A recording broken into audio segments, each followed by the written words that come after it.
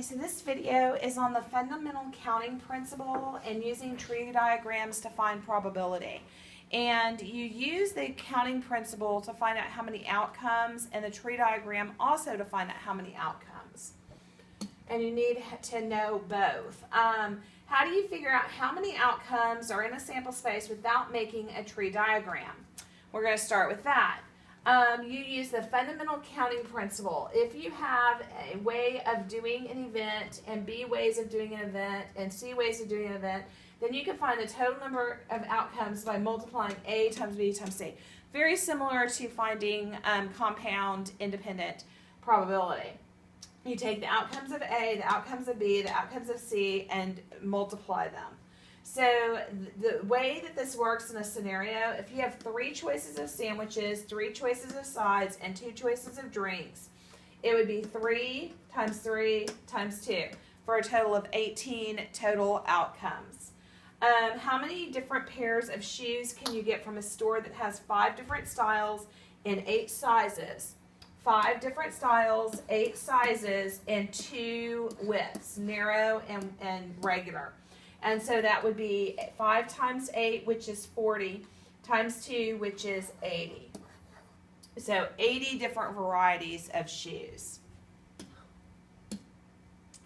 Okay, you have a choice of blue. This is a tree diagram and the counting principle put together. You have a choice of a blue or black pants, that's 2 choices, and a choice of tan or yellow shirt, that's 2 choices. So 2 times 2 is 4 outcomes. Now let's look at the tree diagram for this. We have our pants are blue or black, that's what we can choose from. And then if we choose blue pants, we can choose a tan shirt or a yellow shirt. If we choose black pants, we can choose a tan shirt or yellow shirt. So we have, this should say blue. Blue pants and tan shirt, blue pants and yellow shirt, black pants and tan shirt, black pants and yellow shirt. 4 different outcomes. Then you start asking what's the probability of blue pants, yellow shirt. So that's 1 out of 4. Black pants, tan shirt would be 1 out of 4. Blue pants, both of these are blue, so that's 2 out of 4, which is 1/2. So that gives you an idea of how to do a tree diagram. So tossing a coin and rolling a die. So first you toss the coin, you can get heads or tails.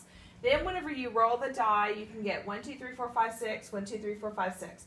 And if you've watched the compound probability video, you would understand that this is one event, this is a second event, and you multiply those 2 together to find out the probability. But if you do the whole sample space, probability of heads 4, of getting a heads then 4, is 1 out of 12. 12 total outcomes. And you have 2 outcomes times your 6 is 12 outcomes. Probability of tails an even number. Tails an even number is 3 out of 12, which divide by 3 and divide by 3 is 1/4. And then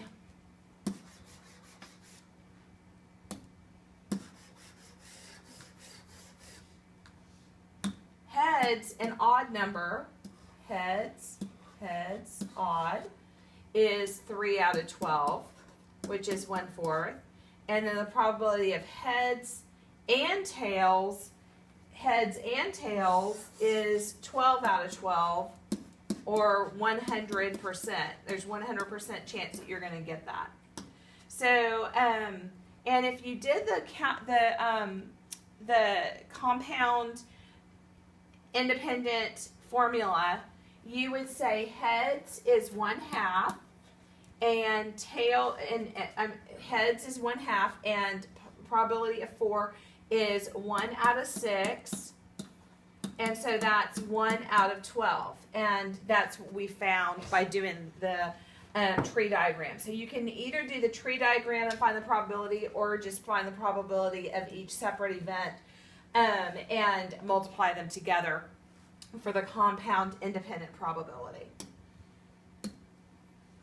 So I hope this helps you in understanding how the counting principle tells you how many outcomes you get, and how the tree diagram also tells you how many outcomes you get and breaks down the exact probability for each item.